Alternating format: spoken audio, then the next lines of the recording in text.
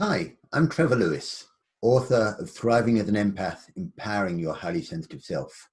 I've been an empath all my life, and since 2013, I've been on a mission to help other empaths learn more easily the lessons that I had to learn the hard way.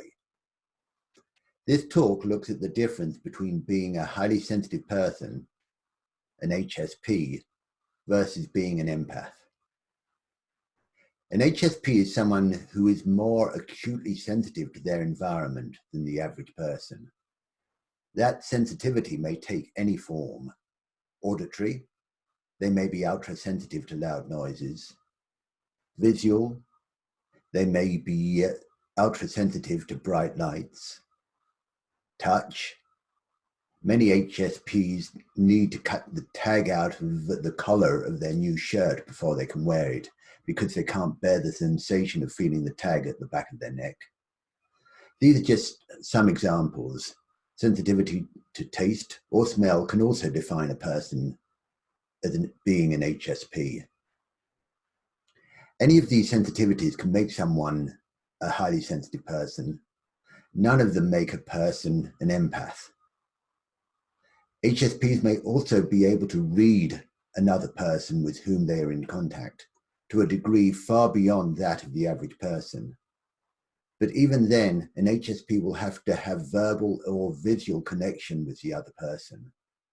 This ability to read another person still doesn't make the person an empath.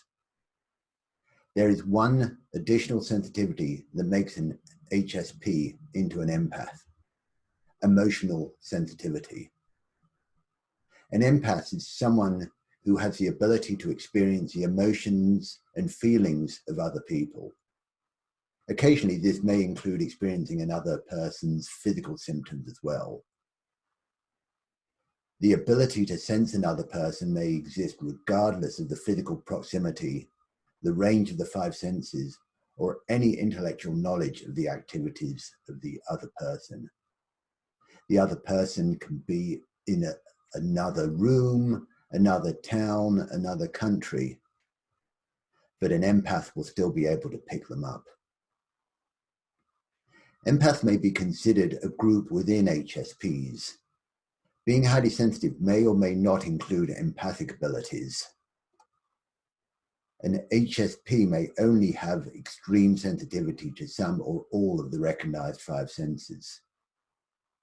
An empath may be influenced by other people regardless of any physical connection at all. If you are an empath, you should be aware that it is common for empaths to have additional extrasensory abilities, as well as being able to connect with other people's emotions. While mediumship and channeling are not part of being an empath, these skills often appear alongside empathic abilities. The following are some of the many other talents you may start to discover for yourself. Seeing auras, the ability to see in and around another person. Precognition, knowing about events that will happen in the future. Remote seeing, the ability to know what is currently happening in a distant place. Psychometry, being able to tell the history of an object or its owner by holding it. Animal communication, the ability to speak to and hear pets or other animals. Plant communication, picking up information from plants, often in the form of understanding how they can be used for medicinal purposes. Elemental empaths, people who can feel forces and physical processes that affect the earth. As you become more accepting of your abilities as an empath, these other talents may become stronger.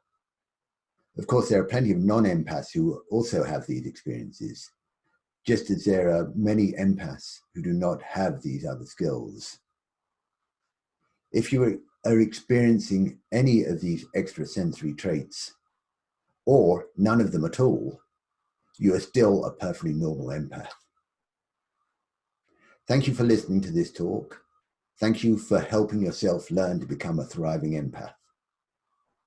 For more information, please go to www.thrivingempath.com.